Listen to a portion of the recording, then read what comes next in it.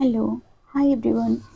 हम लोग देखेंगे बीपीएससी का पीवाईक्यू और ये है आप लोग का 2025 का।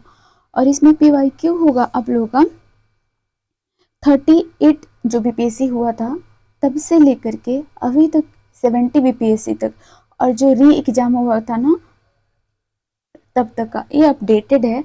और ये घटना चक्र का पूर्वावलोकन है। ठीक है। और हम लोग सबसे पहले इसमें देखेंगे एनिशिएंट हिस्ट्री। ठीक है, चलिए आगे हम लोग कंटिन्यू करते हैं। देखेंगे भारतीय इतिहास, और इसमें देखेंगे हम लोग प्राचीन भारत का इतिहास, और उसमें टॉपिक है पाषाण काल। ठीक है। और मैं क्या की हूँ ना, जो इसकी जैसे मैं पाषाण काल लिखी हूँ तो इसके ऊपर ना मैं अपने बुक में भी इसको यहाँ पे फटाफट पढ़ने के लिए मैं इसको डाल दी हूँ कि ताकि मुझे ज़्यादा एक्सप्लेनेशन इसका नहीं देखना पड़े। तो यदि आप लोग को भी मान लीजिए फर्स्ट राउंड में आप लोग वीडियो देख लेते हैं तो सेकेंड राउंड में ना, या फिर आप लोग के पास बुक होगा तो मेरा देख करके या फिर आप लोग खुद से अपनी बुक पे हाईलाइट कर लेना, या फिर इसी को आप एक पेज पे लिख लेना, इतना सफिशियंट है। इससे ज़्यादा कुछ करने की ज़रूरत नहीं है। चलिए आगे हम लोग कंटिन्यू करते हैं। देखेंगे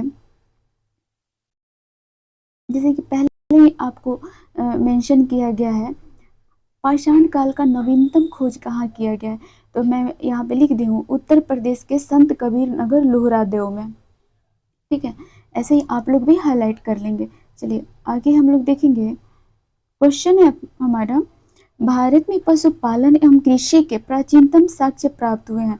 भारत में पशुपालन एवं कृषि के प्राचीनतम साक्ष्य प्राप्त हुए हैं, तो ये प्राप्त हुए हैं आपको मेहरगढ़ से। और मेहरगढ़ किधर है, सॉरी पाकिस्तान में है। एक्सप्लेनेशन देखेंगे। भारतीय उपमहाद्वीप में पशुपालन एवं कृषि का प्राचीनतम साक्ष्य मेहरगढ़ यानी कि पाकिस्तान से प्राप्त हुआ। नवीनतम खोजों के आधार पर भारतीय उपमहाद्वीप में प्राचीनतम कृषि साक्ष्य वाला स्थल उत्तर प्रदेश के संत कबीर नगर जिले में स्थित लोहरादेव है। यहाँ से 9000 ईसा पूर्व से 7000 ईसा पूर्व तक के मध्य चावल के साक्ष्य प्राप्त हुए हैं। क्या मिले हैं, तो हमें चावल के साक्ष्य प्राप्त हुए हैं। देखेंगे उल्लेखनीय है कि इस नवीनतम खोज के पूर्व भारतीय उपमहाद्वीप का प्राचीनतम कृषि साक्ष्य वाला स्थल मेहरगढ़ था। यहाँ से गेहूं के साक्ष्य मिले हैं, जबकि प्राचीनतम चावल के साक्ष्य वाले स्थल कोल्डिहुआ है। क्या है, प्राचीनतम चावल के साक्ष्य वाले स्थल कोल्डिहुआ है, और वे है आपके बेलन नदी का तट प्रयागराज जनपद को माना जाता है। चलिए नेक्स्ट क्वेश्चन देखेंगे। निम्नलिखित में से किसको कैलकोलिथिक युग भी कहा जाता है। निम्नलिखित में से किसको कैलकोलिथिक युग कहा जाता है, तो ये कहा जाता है ताम्रपाषाण युग को। ताम्रपाषाण युग को देखेंगे एक्सप्लेनेशन। ताम्रपाषाण युग को कैलकोलिथिक युग भी कहा जाता है। जिन संस्कृतियों में तांबे के औजारों के साथ ही पत्थर के बने हुए उपकरणों का प्रचलन मिलता है उन्हें प्रायः ताम्रपाषाणिक संस्कृतियां कहा जाता है। उन्हें प्रायः ताम्रपाषाणिक संस्कृतियां कहा जाता है ना। चलिए नेक्स्ट क्वेश्चन है, प्रथम मानव जीवाश्म भारत की किस नदी घाटी से प्राप्त हुआ था। प्रथम मानव जीवाश्म भारत की किस नदी घाटी से प्राप्त हुआ था। क्या प्राप्त हुआ है, प्रथम मानव जीवाश्म, इसको ध्यान में रखना है। तो ये मिला है हमें नर्मदा घाटी से, नर्मदा घाटी से। और मैं ये जो नदियां है ना, मैं इसको एक्सप्लेन नहीं करूंगी, मैं एक्सप्लेन करूंगी आपको ज्योग्राफी में, क्योंकि मैं अभी इधर एक्सप्लेन करूंगी तो ये वीडियो काफ़ी लंबा हो जाएगा। और ये हमारी जो क्लास है एनिसेंट हिस्ट्री के हैं। चलिए हम लोग आगे देखेंगे, इसका एक्सप्लेनेशन एक बार देख लेते हैं। एक्सप्लेनेशन है, भारत में मानव का सर्वप्रथम साक्ष्य, भारत में मानव का सर्वप्रथम साक्ष्य नर्मदा घाटी में अवस्थित हथनौरा सीहोर यानी मध्य प्रदेश में, हथनौरा जो है ना सीहोर मध्य प्रदेश में नामक पूरा स्थल से प्राप्त हुआ है। इसकी खोज पुरातत्वविद, वो पुरातत्वविद हैं आपके अरुण सोनाकिया है ना, और इन्होंने खोज किया था 1882 ईस्वी में। चलिए आगे देखेंगे। क्वेश्चन है, निम्नलिखित में से किस राज्य में भीमबेटका स्थल स्थित है। निम्नलिखित में से किस राज्य में भीमबेटका स्थल स्थित है, तो ये स्थित है हम लोग का मध्य प्रदेश में, मध्य प्रदेश में है ना। और ये मैं यहीं पे इसको बस इतना लिख दी हूँ, ठीक है। मध्य पाषाणिक ऐतिहासिक स्थल है भीमबेटका, जो क्या है, मध्य पाषाणी ऐतिहासिक स्थल है। बस इतना हम लोग देख लेंगे, और एक होता है ना कि पढ़ लेने के बाद एक ओवरव्यू मिल जाता है मध्य पाषाण टाइम में क्या क्या चल रहा था। तो चलिए हम लोग एक बार ब्रीफली इसका एक्सप्लेनेशन देख लेते हैं। चलिए, मध्य पाषाण कालीन प्रागैतिहासिक स्थल भीमबेटका मध्य प्रदेश के रायसेन जिले में है। भीमबेटका की गुफा से प्रागैतिहासिक चित्रकला के सैकड़ों नमूने मिले हैं। चित्रकला के कह रहा है भीमबेटका की गुफा से प्रागैतिहासिक चित्रकला के सैकड़ों नमूने मिले हैं। यहाँ के शैल चित्रों के प्रमुख विषय सामूहिक नृत्य, रेखांकित मानव कृतियां, शिकार, पशु पक्षी, युद्ध और प्राचीन मानव के जीवन के दैनिक क्या कह रहा है, प्राचीन मानव के जीवन के दैनिक क्रियाकलापों से जुड़े हैं। अब तक यहाँ लगभग 700 शिलाश्रय की पहचान की जा चुकी है, जिसमें लगभग 500 चित्र पाए गए हैं। देखेंगे, सूची 1 का मिलान सूची 2 से करें और नीचे दी गई सूचियों के कोड का उपयोग करके सही उत्तर का चुनाव करें। हमें इसमें देखना है सही आंसर, ठीक है। देखेंगे, एक तरफ हमारा नौपाषाणिक स्थल है और दूसरी तरफ नौपाषाणिक स्थलों के स्थान है ना। तो चलिए देखते हैं नौपाषाणिक स्थलों को, और है ना नौपाषाणिक स्थलों के स्थान भी देखेंगे, है ना। देखते हैं, उतनूर जो है आपको तेलंगाना में है। उतनूर कहाँ है? तेलंगाना में। और चिरांद कहाँ है? बिहार में। ये तो सबको ही पता होगा, है ना। अब बताएंगे कि बिहार से, है ना, किस जानवर के सबसे ज्यादा अवशेष मिले हैं, ठीक है। चलिए आगे कंटिन्यू करते हैं। देखेंगे, गुफा कराल कश्मीर में है। गुफा कराल कश्मीर में है। पय्यमपल्ली आपको है तमिलनाडु में। पय्यमपल्ली कहाँ है? तमिलनाडु में, है ना। तो इसका आंसर हो जाएगा सी नंबर। नेक्स्ट क्वेश्चन देखेंगे। चलिए इसका तो मैं एक्सप्लेनेशन आप लोगों को रेडी करवा दी, है ना, उधर ही। चलिए आगे देखते हैं हम लोग। नेक्स्ट क्वेश्चन है अपना, जस्ट फ्यू सेकंड। सूची 1 का सूची 2 से मिलान कीजिए और सूची के नीचे दिए गए कोड का उपयोग करके सही उत्तर का चयन करें। देखेंगे, एक तरफ हमारा ताम्रपाषाणिक स्थल है और दूसरी तरफ ताम्रपाषाण युगीन सभ्यता और स्थलों की नदियां हैं।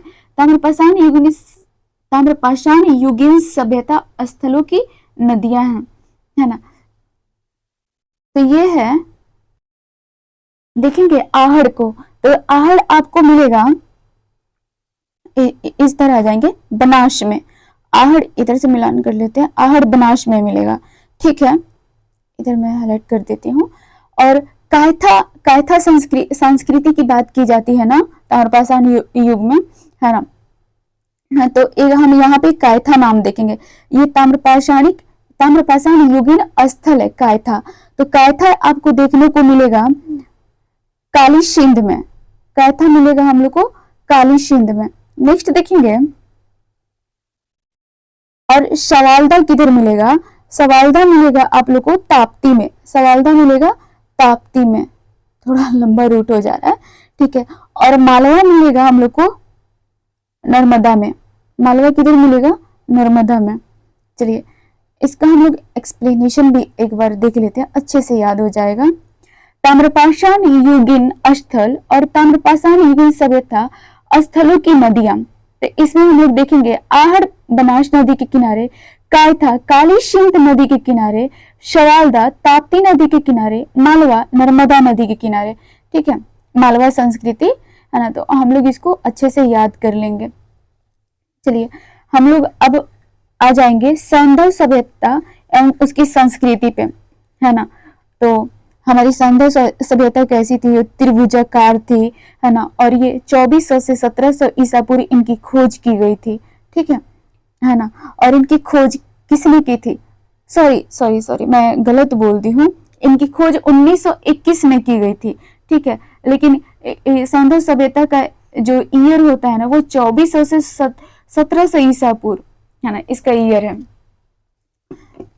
और इसकी खोज ना दयाराम साहनी ने किया था। चलिए देखते हैं, क्वेश्चन है, सिंधु सभ्यता निम्नलिखित में से किस युग में पड़ता है?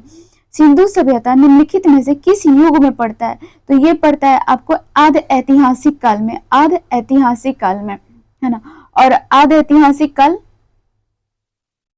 देखेंगे आप, नीचे मेंशन है, आगे कंटिन्यू करेंगे, देखेंगे इसका एक्सप्लेनेशन। एक मिनट। ऐतिहासिक काल का निर्धारण पठनीय लेखन कला के ज्ञान के आधार पर किया जाता है। लेखन कला के ज्ञान से पहले का कालखंड प्रागैतिहासिक कालखंड होता है। यानी लेखन कला के ज्ञान से पहले का कालखंड जो होता है ना, उसे हम प्रागैतिहासिक कालखंड कहते हैं। फिर देखेंगे भारतीय इतिहास में लगभग 2300 बीसी से 600 बीसी का कालखंड आद्य ऐतिहासिक माना गया है। ठीक है, सिंधु सभ्यता आद्य ऐतिहासिक काल की सभ्यता है, क्योंकि यहाँ पर लेखन कला का तो ज्ञान तो है, परंतु अभी तक इसे पढ़ा नहीं गया है, इसलिए हम इसे क्या कहेंगे? आद्य ऐतिहासिक काल। और आद्य ऐतिहासिक काल का ईयर कितना है? 2300 बीसी से 600 बीसी। ठीक है, चलिए आगे कंटिन्यू करेंगे। नेक्स्ट क्वेश्चन है, सिंधु घाटी सभ्यता की सबसे महत्वपूर्ण विशेषता क्या है? सिंधु घाटी सभ्यता की सबसे महत्वपूर्ण विशेषता क्या है? तो ये आपको पक्की ईंटों से बनी इमारत, है ना, पक्की ईंटों से बनी इमारत और कला और वास्तुकला है, और यहाँ की कला और वास्तुकला, है ना। चलिए इसका एक्सप्लेनेशन देखेंगे तो ये और क्लियर हो जाएगा, है ना। मैं उसको पढ़ रही हूँ तो इसलिए मैं उसको हाईलाइट करती थी। ठीक है, चलिए हम लोग देखेंगे एक्सप्लेनेशन। सिंधु घाटी सभ्यता की प्रमुख विशेषता नगर नियोजन को माना जाता है। सिंधु घाटी सभ्यता की प्रमुख विशेषता नगर नियोजन को माना जाता है। यहाँ नगर और कस्बे एक निश्चित योजना के अनुसार बसाए जाते थे। सिंधु सभ्यता में नगर और कस्बे एक निश्चित योजना के अनुसार बसाए जाते थे। पक्की ईंट से बने इमारतों में मोहनजोदड़ो का विशाल स्नानागार एवं अनागार प्रमुख है। इनकी सतह पक्की ईंटों की है, जिसे जिप्सम द्वारा जोड़ा गया है। क्या चीज द्वारा जोड़ा गया है? जिप्सम द्वारा। पक्की ईंटों से निर्मित इमारतें सुनियोजित और उनकी वास्तुकला उन्नत व्यापार और वाणिज्य इस सभ्यता की प्रमुख विशेषताएं हैं। देखिए वास्तुकला आ गया ना, तो इसीलिए उसका आंसर ई होगा। ठीक है, और मैं उसमें 2 टिक की हूँ, तो उसमें ई में ये रहता है 1 से अधिक, तो हमारे 2 ऑप्शन थे, तो इसलिए वो हमारे दोनों सही हो जाएंगे। देखेंगे धैतव्य की मेसोपोटामिया, मिस्र आदि धैतव्य की मेसोपोटामिया और प्राचीन सभ्यता की भांति हड़प्पा सभ्यता में पूजा स्थल के स्पष्ट साक्ष्य नहीं मिले हैं। ध्यान रखेंगे, है ना। प्राचीन सभ्यताओं की भांति हड़प्पा सभ्यता में पूजा स्थलों के स्पष्ट साक्ष्य नहीं मिले हैं, है ना। अस्पष्ट कह रहे, क्या कह रहे हैं? स्पष्ट साक्ष्य नहीं मिले हैं। और किनकी? तो पूजा स्थलों की। इसी प्रकार भारत में प्रथम असली मेहराब का उदाहरण बलबन के मकबरे में दिखता है। भारत में प्रथम असली मेहराब का उदाहरण किधर मिलता है हमको? तो बलबन के मकबरे में दिखता है। देखेंगे नेक्स्ट क्वेश्चन है, किस शहर को मिनी हड़प्पा के नाम से जाना जाता है? किस शहर को मिनी हड़प्पा के नाम से जाना जाता है? तो ये है आपको लोथल को, है ना। और देखेंगे एक्सप्लेनेशन, सॉरी। लोथल प्राचीन हड़प्पा या सिंधु सभ्यता के सबसे दक्षिणी शहरों में से एक है। लोथल जो है प्राचीन हड़प्पा या सिंधु सभ्यता के सबसे दक्षिणी शहरों में से एक है। इसे मिनी हड़प्पा के नाम से भी जाना जाता है। यह आधुनिक गुजरात राज्य में स्थित है। इसकी पहली खुदाई एस.आर. राव ने की थी। इसकी पहली खुदाई किसने की थी? एस.आर. राव ने की थी लोथल की। एक मिनट, कौन क्या बना रहा है भैया। क्वेश्चन है, नेक्स्ट क्वेश्चन है, निम्नलिखित में से कौन सा एक हड़प्पा का बंदरगाह है? निम्नलिखित में से कौन सा एक हड़प्पा का बंदरगाह है? तो ये हमारा है लोथल है। एक्सप्लेनेशन देखेंगे। हड़प्पीय नगर लोथल गुजरात के अहमदाबाद जिले में भोगवा नदी के किनारे स्थित है। हड़प्पा नगर लोथल गुजरात के अहमदाबाद जिले में भोगवा नदी के किनारे स्थित है। यह एक हड़प्पा कालीन बंदरगाह था, जहां से गोदीबाड़ा के साक्ष्य प्राप्त हुए हैं। यह एक हड़प्पा कालीन बंदरगाह था, जहां से गोदीबाड़ा के साक्ष्य प्राप्त हुए हैं। हम देखेंगे कि हड़प्पा सभ्यता में ना सबसे प्रमुख बंदरगाह 3 थे। तो एक था आपको लोथल था, दूसरा धौलावीरा था और तीसरा ना सुरकोटदा था। ये सबसे महत्वपूर्ण बंदरगाह थे, मतलब बंदरगाह शहर थे, है ना, जिनके ऊपर उपयोग बड़े पैमाने पर समुद्र व्यापार के लिए होता था। नेक्स्ट क्वेश्चन देखेंगे, निम्नलिखित में से कौन सा हड़प्पा कालीन स्थल गुजरात में है ना, तो ये आपका लोथल है। और ये कालीबंगा कहाँ से देखेंगे, गुजरात हमारा लोथल में है, ठीक है। नेक्स्ट इसका एक्सप्लेनेशन देखेंगे, कालीबंगा राजस्थान में है, डाबरकोट आपका बलूचिस्तान में है ना, डाबरकोट, और राखीगढ़ी हरियाणा में है। राखीगढ़ी कहाँ है, हरियाणा में। नेक्स्ट क्वेश्चन देखेंगे, इसका एक्सप्लेनेशन देख लेते हैं।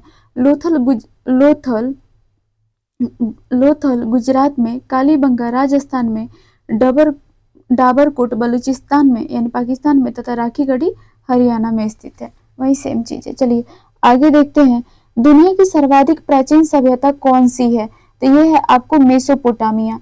कौन सी है, मेसोपोटामिया, है ना। मेसोपोटामिया इराक सभ्यता को मेसोपोटामिया सभ्यता को दुनिया की सबसे प्राचीन सभ्यता माना जाता है। यह सभ्यता वर्तमान इराक और उसके आसपास के क्षेत्र में विकसित हुई थी। इजिप्शियन सभ्यता मिस्र की सभ्यता का विकास नील नदी के द्रोणी में हुआ था। इजिप्शियन सभ्यता का विकास नील नदी के द्रोणी में हुआ था। यह मेसोपोटामिया सभ्यता के बाद की मानी जाती है। ये जो है मेसोपोटामिया सभ्यता के बाद की मानी जाती है, ठीक है। नेक्स्ट क्वेश्चन देखेंगे, क्वेश्चन है हम लोग का, देखेंगे हम लोग, इसमें 7 नंबर क्वेश्चन कट हो गया है, तो मैं बुक से पढ़ दे रही हूँ। निम्नलिखित में से कौन सा जानवर सिंधु घाटी सभ्यता के लोगों को नहीं पता था। ऑप्शन है बैल, घोड़ा, हाथी, उपयुक्त में से कोई नहीं, तो आंसर है घोड़ा, है ना। क्वेश्चन है, निम्नलिखित में से कौन सा जानवर सिंधु घाटी सभ्यता के लोगों को नहीं पता था, तो ऑप्शन के अकॉर्डिंग घोड़ा नहीं पता था। इसका एक्सप्लेनेशन हम लोग देखेंगे, एक मिनट देखते हैं एक्सप्लेनेशन। प्रश्नगत विकल्पों में सिंधु घाटी सभ्यता के लोगों को बैल तथा हाथी की जानकारी थी, बैल तथा हाथी की जानकारी थी, परंतु घोड़े के अस्तित्व के विषय में, क्या करें, घोड़े के अस्तित्व के विषय में विद्वानों में मतभेद है। हड़प्पा के विभिन्न स्थलों से प्राप्त अस्थियां गदखूर की हैं। यह पालतू घोड़े इक्वाय कबालस की है, यह निश्चित कर पाना कठिन है। हड़प्पा लोथल, सुरकोटदा, कुंतासी एवं कालीबंगा से या उसी प्रजाति के अन्य जाति के अवशेषों का साक्ष्य प्राप्त हुआ है। कहाँ से, हड़प्पा, लोथल, सुरकोटदा, कुंतासी एवं कालीबंगा से या उसी प्रजाति के अन्य जातियों के अवशेषों के साक्ष्य प्राप्त हुए हैं। देखेंगे सिंदूर बुकानी द्वारा सुरकोटदा से प्राप्त तथाकथित अश्व अवशेषों में 6 को लगभग 3000 ईसा पूर्व से 2000 ईसा पूर्व के मध्य का वास्तविक अश्व अवशेष बताया गया है। वर्ष 1974 में SSI के JP जोशी तथा AK शर्मा ने यहाँ से 2100 से 1700 ईसा पूर्व के मध्य प्रत्येक स्तर पर अश्व अस्थियां प्राप्त होना प्रतिवेदित किया। यद्यपि रामशरण शर्मा ने कहा रोमिला थापर तथा मेंडो और पटेल आदि इस तथ्य को नहीं मानते हैं। इसी प्रकार ब्रिगेडियर रॉस के द्वारा राणा घुंडई के प्रारंभिक हड़प्पा स्थल से जो घोड़े के दांत बताए गए हैं उसे ज्यूनर महोदय अप्रमाणिक मानते हैं। ज्यूनर महोदय जो है उसे अप्रमाणिक मानते हैं। देखेंगे, अतः घोड़े के विषय में यही कहना समीचीन होगा कि हड़प्पा सभ्यता में इसके अस्तित्व को पूर्ण रूप से नकारा नहीं जा सकता, यद्यपि इसका उपयोग अत्यंत सीमित रहा होगा। लेकिन बिहार लोक सेवा आयोग ने इसका उत्तर बी को माना है। तो इसका उत्तर बी को इसमें क्या माना है, देखते हैं, एक सेकंड, घोड़ा को माना है। कौन सा जानवर सिंधु घाटी सभ्यता में था, वो था आपका घोड़ा। नेक्स्ट क्वेश्चन देखेंगे, निम्न में से किस हड़प्पा कालीन स्थल से टेराकोटा का हल प्राप्त हुआ है। तो निम्न में से किस हड़प्पा कालीन स्थल से टेराकोटा का हल प्राप्त हुआ है, तो ऑप्शन है इसमें धौलावीरा, बनवाली, कालीबंगा, लोथल। उपयुक्त में से एक से कोई नहीं, उपयुक्त में से अधिक, आंसर होगा उपयुक्त में से कोई नहीं। या उपयुक्त में से अधिक। देखेंगे इसका एक्सप्लेनेशन क्या है। प्रश्नगत विकल्पों में वनवाली हरियाणा, वनवाली कहाँ है? हरियाणा में, तथा कालीबंगा राजस्थान नामक सिंधु घाटी स्थल से हल की खोज से संबंधित टेराकोटा का प्रकृति प्राप्त हुआ है। आर्कियोलॉजिकल सर्वे ऑफ इंडिया के अनुसार कालीबंगा नामक स्थल से आरंभिक चरण के जुते हुए खेत के साथ साथ टेराकोटा हल भी प्राप्त हुआ है। आरंभिक चरण से जुते हुए खेत के साथ साथ टेराकोटा का हल भी प्राप्त हुआ है।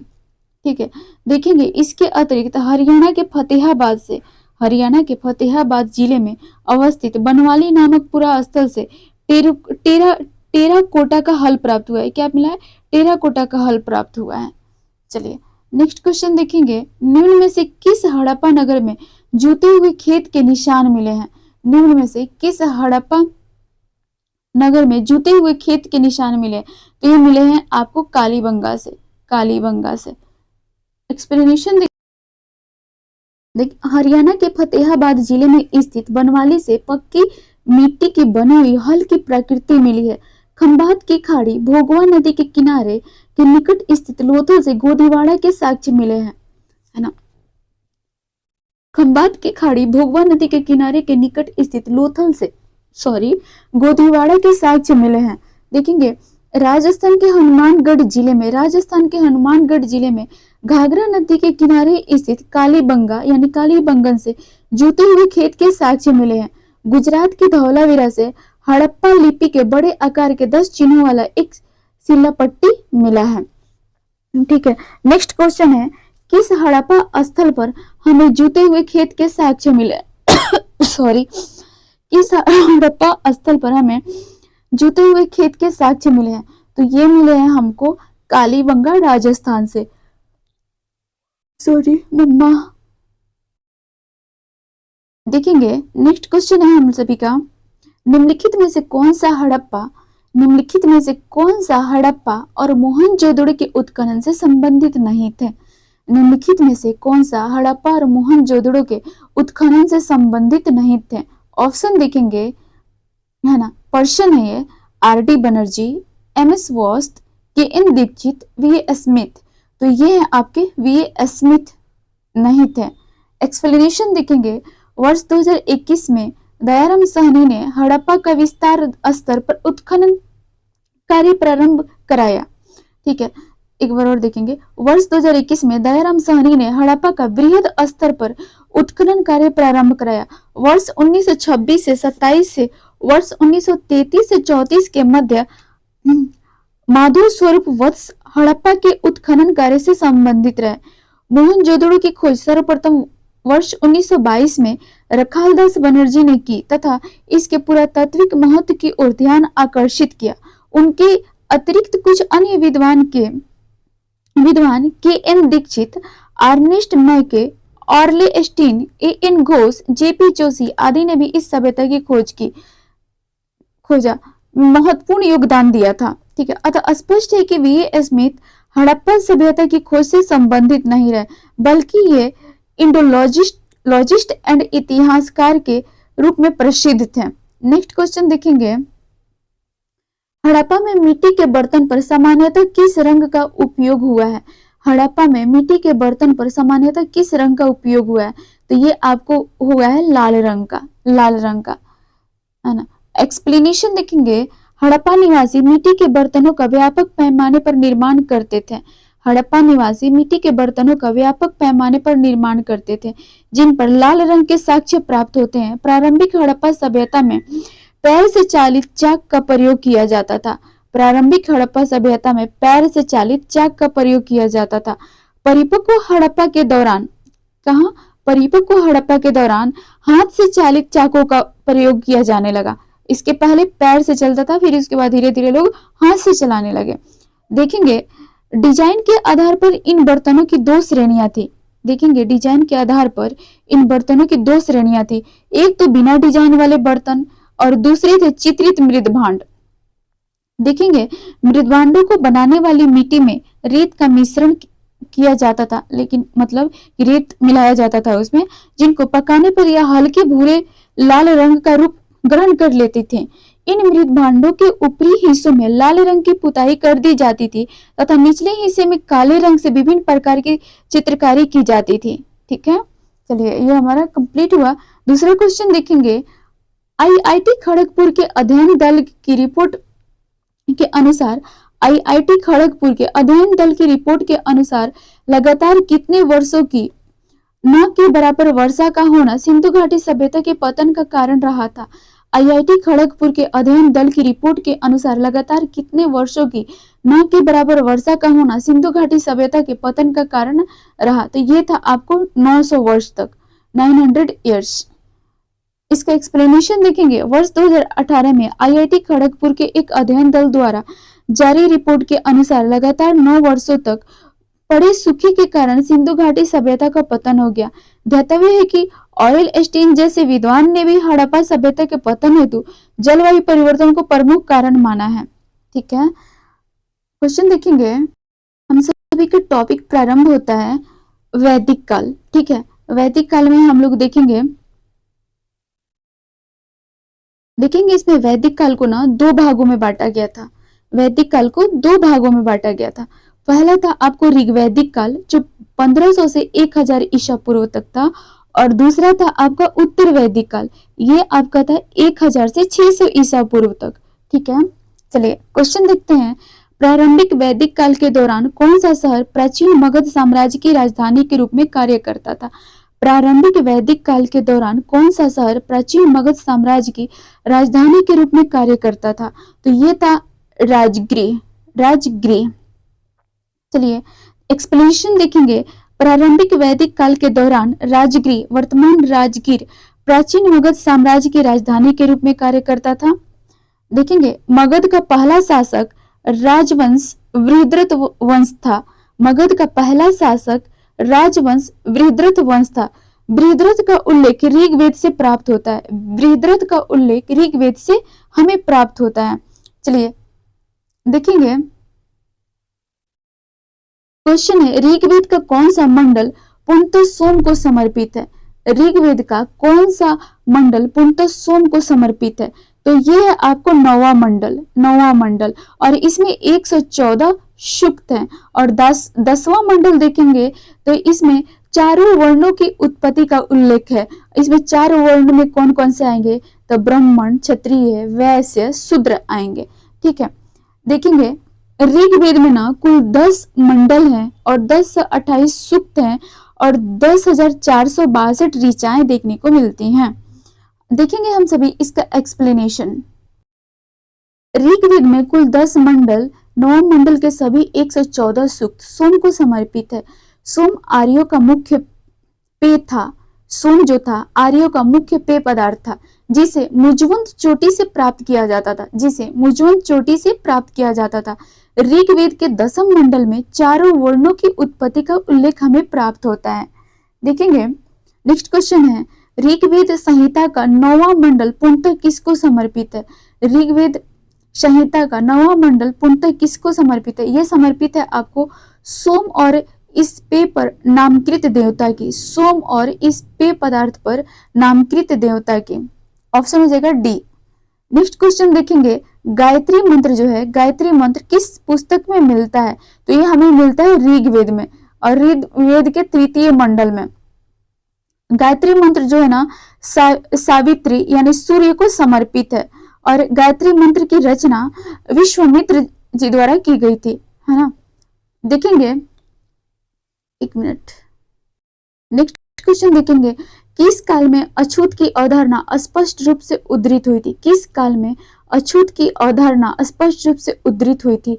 तो ये उद्धृति आपको धर्मशास्त्र के समय में इसमें देख लेंगे। ऋग्वैदिक काल आपको मिलेगा 1500 से 1000, उत्तर वैदिक काल मिलेगा आपको 1000 से 600 ईसा पूर्व।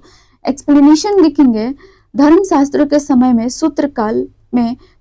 धर्मशास्त्र के समय में 4 वर्णों यानी ब्राह्मण, क्षत्रिय, वैश्य एवं शूद्र के अतिरिक्त समाज में अन्य अनेक जातियों यथा अम्बष्ट, उग्र, निषाद, मगध, वैदेहक, रथकार आदि का आविर्भाव अनुलोम एवं प्रतिलोम विवाहों के फलस्वरूप हो गया। पाणिनि ने 2 प्रकार के शूद्रों का उल्लेख किया है। पाणिनि ने दो प्रकार के शूद्रों का उल्लेख किया, एक है निर्वसित एवं अनिर्वसित, एक है निर्वसित एवं अनिर्वसित। देखेंगे इनमें पहले प्रकार के शूद्र ही अस्पृश्य माने जाते थे, इनमें पहले प्रकार के शूद्र ही अस्पृश्य माने जाते थे। क्वेश्चन है, नेक्स्ट क्वेश्चन, भारतीय उपमहाद्वीप में लोहा का प्रयोग कब शुरू हुआ था? भारतीय उपमहाद्वीप में लोहा का प्रयोग कब प्रारंभ हुआ था? तो ये प्रारंभ हुआ था आपको ऑप्शन के अकॉर्डिंग ना, भारतीय उपमहाद्वीप में लोहे के प्रयोग कब शुरू हुए थे? तो इसमें ना जो हमारे जो विद्वान है इनके बीच मतभेद है ना, तो हम वैसे इसमें आंसर दिया उपयुक्त में से कोई नहीं, बीपीएससी ने माना है उपयुक्त में से कोई नहीं। नेक्स्ट इसका एक्सप्लेनेशन देखेंगे, भारतीय उपमहाद्वीप में लोहे के प्रयोग के प्रारंभ के विषय में विद्वानों में मतभेद है। कुछ विद्वानों का मत है कि विश्व में सर्वप्रथम हीती नामक जाति ने ही लोहे का प्रयोग प्रारंभ किया। विश्व में सर्वप्रथम हीती नामक जाति ने ही लोहे का प्रयोग प्रारंभ किया था और इसके पश्चात ही विश्व के अन्य देशों में इसका प्रचलन हुआ, जबकि थाईलैंड के बनैची नामक पूरा स्थल की खुदाई से ढला हुआ लोहे की प्राप्ति हुई, जिसकी तिथि 1600 से 1200 ईस्वी पूर्व के लगभग निर्धारित की गई है।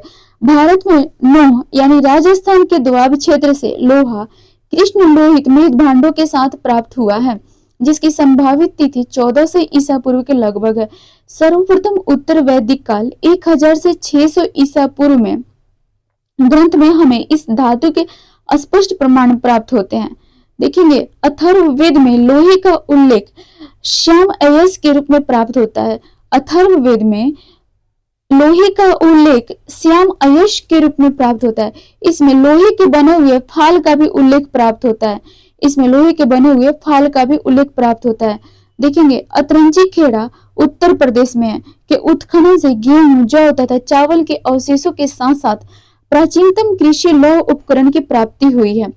पुरातत्वविदों ने इसका काल 1000 ईसा पूर्व निर्धारित किया है, जो अधिकांश विद्वानों के द्वारा स्वीकार्य है। नेक्स्ट क्वेश्चन देखेंगे, बोगज कुई का महत्व इसलिए है कि वह ऑप्शन है हमारा, क्वेश्चन पूछा गया है बोगज कुई का महत्व इसलिए है कि वह जो अभिलेख प्राप्त हुए हैं, वहां जो अभिलेख प्राप्त हुए हैं उनमें वैदिक देवी एवं देवताओं का वर्णन मिलता है। और बोगज कुई कहाँ है? एशिया माइनर में है, एशिया माइनर में है।